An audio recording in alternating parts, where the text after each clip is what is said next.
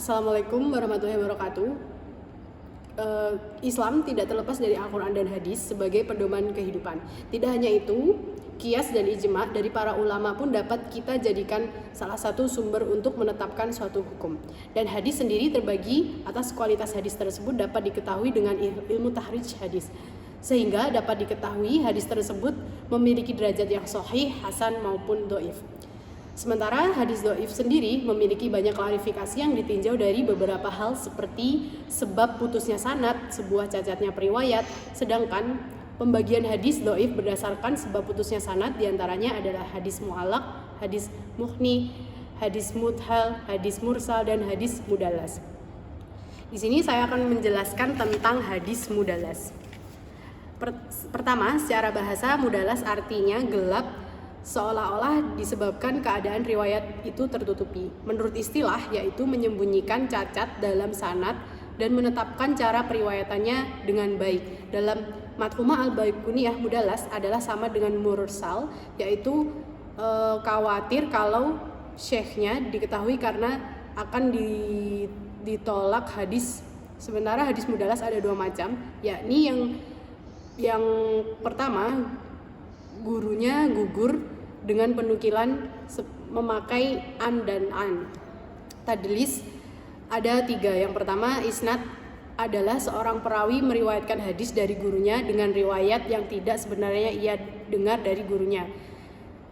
Tathwiyah, seorang perawi meriwayatkan hadis dari gurunya kemudian menghilangkan perawi dhaif yang terdapat di antara dua perawi yang siqah.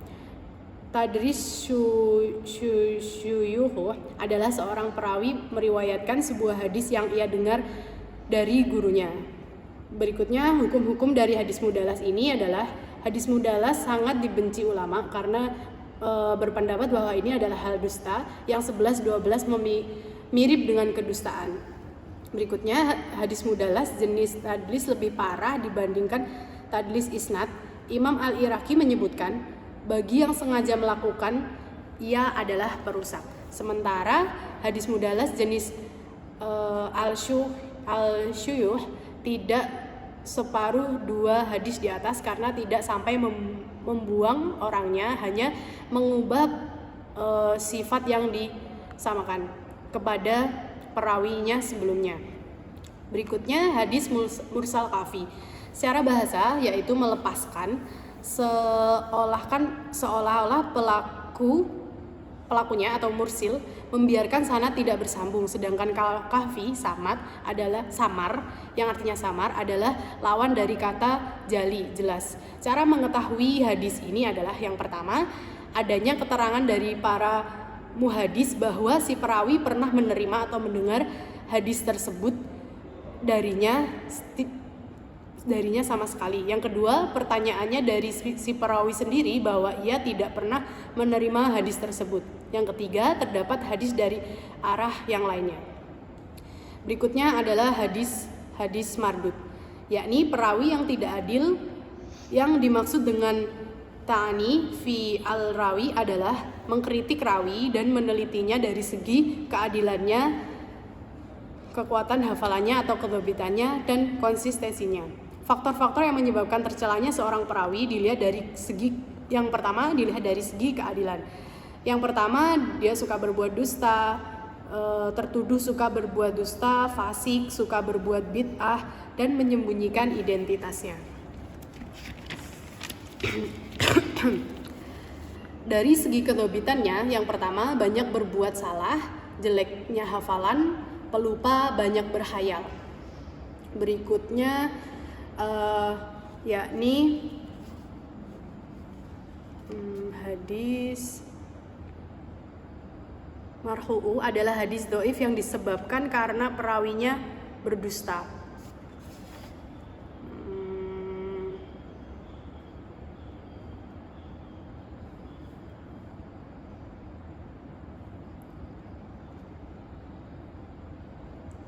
Berikutnya adalah pengertian ta'ani al-rawi yang tercela itu tadi sudah ya.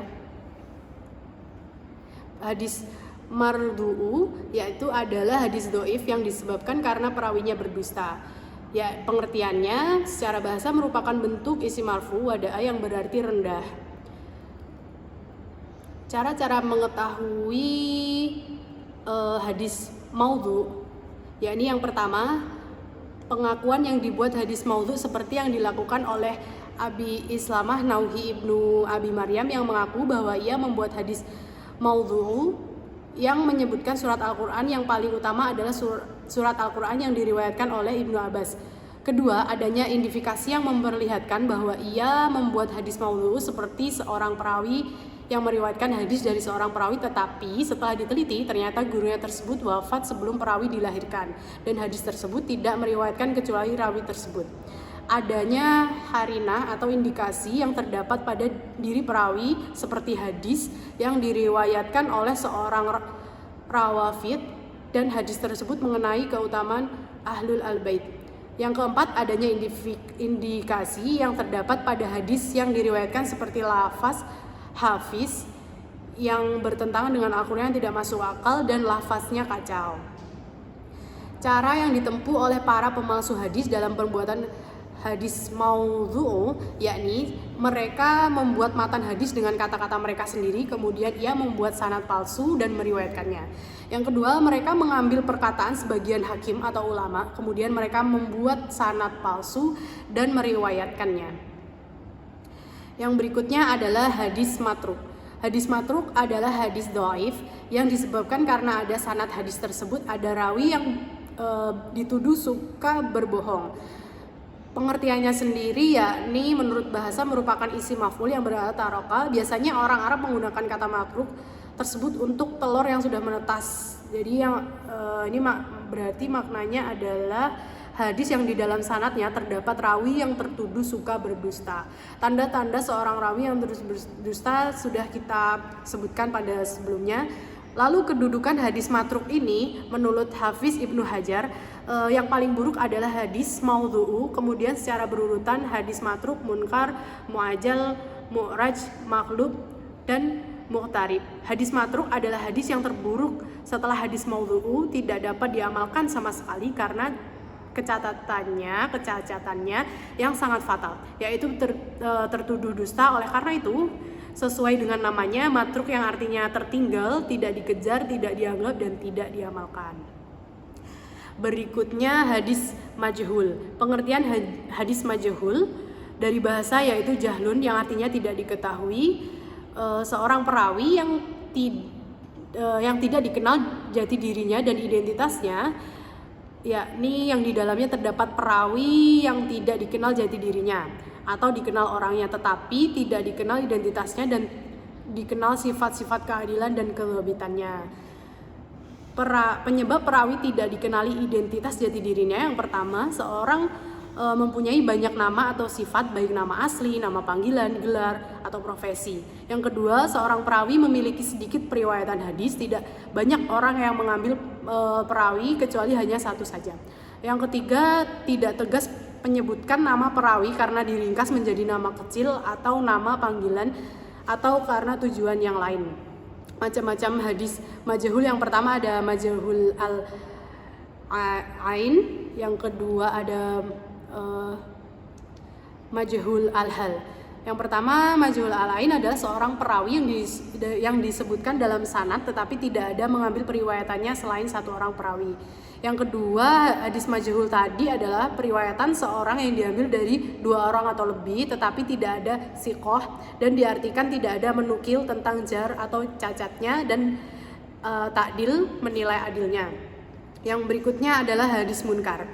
Secara bahasa, kata munkar berasal dari kata inkar yang berarti menolak, tidak menerima, mengingkari.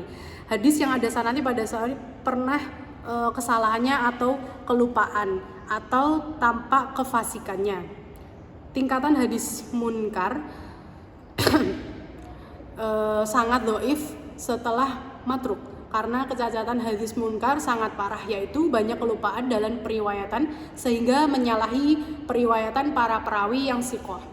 Berikutnya adalah pengertian hadis mubham. Hadis mubham adalah hadis yang di dalamnya terdapat rawi yang tidak disebutkan namanya. Al-Baikuni berkata dalam matlumatnya, mubham itu hadis yang di dalam terdapat rawi yang tidak disebutkan namanya. Mubham dianggap sebagai jenis lain dari majhul. Kemudian, meskipun para ulama hadis memberikan sebutan tersendiri, akan tetapi hakikatnya serupa dengan hadis majhul. Hukum periwayatannya tidak diterima hingga ada perawi hadisnya yang menyebutkan namanya atau namanya yang diketahui melalui jalur lain yang menjelaskannya. Penyebab ditolaknya riwayat karena sosok rawinya tidak dikenal, sebabnya siapapun yang dikenal namanya berarti tidak diketahui pula sosoknya. Tentu saja termasuk keadilannya. Riwayatnya dapat diterima. Berikutnya adalah hadis bid'ah.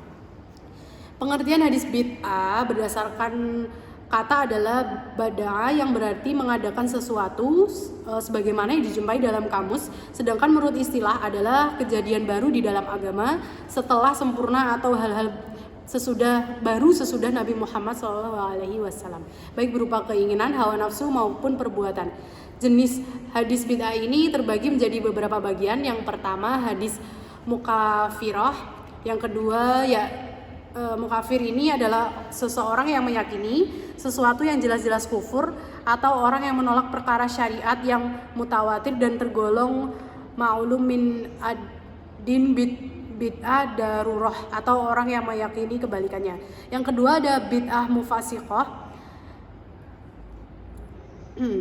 yakni karena sebab-sebab tersebut pelakunya menjadi fasik yang ada pada dasarnya tidak ditolerir. Hukum meriwayatkan hadis bid'ah adalah, yang pertama, jika bid'ah termasuk bid'ah mukafirah maka riwayatnya tertolak. Yang kedua, jika bid'ah mufasiqah menurut pendapat jumhur ulama, riwayatnya dapat diterima dengan dua syarat. Yang pertama, selama tidak mempropagandakan mengajak pada bid'ahnya, tidak mengapa. Yang kedua, selama tidak meriwayatkan suatu perkara yang membid'ahkannya.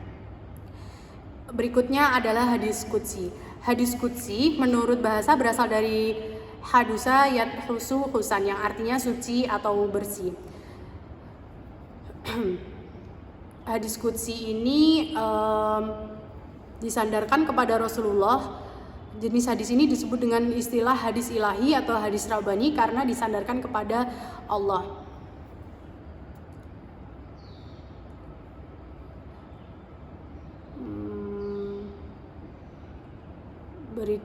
Yakni atau dari Allah tapi lewat perantara Nabi Muhammad. Ya, apa sih perbedaannya Al-Quran dengan hadis qudsi? Yang pertama, Quran Karim adalah kalam Allah yang diwahyukan kepada Rasulullah dengan lafaznya. Dengan kalam Allah itulah orang-orang Arab ditantang untuk membuat serupa dengannya. 10 surat yang serupa itu bahkan atau surat, tetapi mereka tidak mampu. Lalu Al-Quran Karim hanya dinisbatkan kepada Allah sehingga dikatakan Allah Ta'ala berfirman. Sedangkan hadis qudsi terkadang diriwayatkan disandarkan kepada Allah sehingga nisbat yang dibuatkan maka dikatakan Allah telah berfirman atau Allah berfirman. Kadang pula diriwayatkan dengan disandarkan kepada Rasulullah, tapi nisbatnya adalah nisbat khobar, sebagai khobar, karena Nabi yang menyampaikan hadis itu dari Allah secara langsung. Yang ketiga, seluruh isi Al-Quran dinukil secara mutawatir sehingga kepastiannya sudah mutlak. Yang keempat, Al-Quran Al-Karim dari Allah baik lafaz maupun maknanya. Adapun hadis qudsi maknanya saja dari Allah sedangkan lafaznya dari Rasulullah. Yang kelima, membaca Al-Quran Al-Karim merupakan ibadah sehingga dibaca dalam sholat, sementara ada hadis qudsi tidak disuruh dibaca di dalam sholat. Allah memberikan pahala membaca hadis qudsi secara umum saja, yaitu membaca hadis qudsi tidak akan memperoleh pahala seperti yang disebutkan dalam hadis qudsi, tidak akan memperoleh pahala seperti yang disebutkan dalam hadis mengenai membaca Al-Quran, bahwa setiap huruf terdapat kebaikan. Berikutnya adalah hadis marfu. Hadis marfu adalah perkataan, perbuatan atau takrir yang disandarkan kepada Nabi Muhammad. Tidak dapat menjadi marfu bila tidak ada harina yang memarfukannya. Dengan demikian dapat diambil ketetapan bahwa tiap-tiap hadis marfu itu tidak selamanya bernilai sahih atau hasan, tetapi setiap hadis sahih atau hasan tentu marfu atau hukumnya marfu. Berikutnya hadis mauquf adalah hadis yang disandarkan kepada sahabat baik berupa perkataan, perbuatan atau takrir. Hadis marfu, mauquf sudah ya. Berikutnya ada hadis mahtu. Adalah hadis yang disandarkan kepada tabi'in atau orang yang sebawahnya baik perkataan ataupun perbuatan. Hadis yang diriwayatkan dari tabi'in dan disandarkan kepadanya baik berupa perkataan maupun perbuatan. Sebagaimana hadis mauquf, maufu dilihat dari segi kesandarannya adalah hadis yang lemah atau dhaif. Berikutnya adalah pengertian dari kodifikasi. Kodifikasi berarti proses pengumpulan atau pembukuan suatu hukum menjadi sebuah kitab yang dijadikan sebagai undang-undang. Kodifikasi juga sering disebut sebagai proses menjadikan hukum yang diputuskan hakim sebagai hukum yang tertulis. Dalam kata lain, lebih simpelnya modifikasi itu adalah sebuah proses untuk menciptakan hukum secara tertulis dan mengumpulkan menjadi sebuah undang-undang yang utuh. Sementara untuk pengertian kodifikasi hadis sendiri berarti menghimpun atau mengumpulkan catatan-catatan hadis Nabi yang terpisah menjadi satu mushaf yang utuh. Terdapat beberapa kitab kodifikasi hadis yang telah disusun oleh para ulama. Satunya yaitu yang pertama ada kitab Jawami. Kitab hadis ini merupakan karya dari Ki Haji Ali Maskum, menantu dari Ki Haji Munawir Krapyak, Yogyakarta. Kalau kita membaca mukadimahnya tertulis bahwa kitab Jawami Al-Karim ini menukil dari kitab hadis Jami Al-Syahir min Ahadisi Al-Bashir Al-Nazir karya Imam Jalaluddin Asyuti. Berikutnya ada kitab Musnad. Kitab Musnad sendiri memiliki arti tempat bersandar secara terminologis. Musnad adalah kitab hadis yang dimana dalam penulisannya disebut dengan nama perawinya, baik dalam lama waktu dia masuk Islam atau menurut nasabnya. Sedangkan menurut Al-Mubarakfuri, Musnad adalah penulisan hadis yang disusun dengan urutan nama perawi, baik dari alfabetnya yang pertama masuk Islam atau dari yang kemudian nasabnya. Berikutnya ada kitab Sunan. Kitab Sunan adalah yakni karya Ibnu Majah. Untuk istilah sunan sendiri memiliki arti jamak dari kata sunnah, yaitu sunnah Rasulullah SAW untuk judul yang terkandung di dalamnya, berpatokan pada subjek umum seperti sholat, zakat, puasa, dan yang lain sebagainya. Berikutnya ada kitab Muwatta. Kitab ini disusun oleh Imam Malik bin Anas. Dalam kitab ini berisi himpunan hadis Nabi, pendapat sahabat, haul tabi'in, ijma' ahal al-Madinah, dan pendapat ijtihad Imam Malik sendiri. Berikutnya ada kitab Mushanaf, yakni koleksi hadis bagi Ahlussunnah wal Jamaah yang disusun oleh Imam Abdul Azani. Di kitab ini hanya diriwayatkan hadis-hadis marfu saja, akan tetapi diriwayatkan hadis marfu dan hadis mauqu dan tidak ditetapkan hukum hadis-hadis tersebut. Berikutnya ada kitab Mu'jam. Kata mujam secara etimologi pada awalnya diartikan sesuatu yang tidak jelas atau sesuatu yang terkunci. Sebelum diartikannya semacam kamus yang berfungsi memperjelas arti kalimat yang tidak jelas tersebut. Contoh kitab mujam adalah sebagai berikut. Ada Al-Mu'jam Al-Kabir karya Abu Al-Hasim Sulaiman Ibnu Ahmad At-Tabari, dan juga ada Al-Mu'jam Al-Awsat karya At-Tabani juga. Kitab ini yang ditulis dengan alfabetis berdasarkan nama-nama guru dan para penutur hadis. Berikutnya ada Al-Mu'jam As-Saghir, masih terdapat pena At-Tabani. Sudah.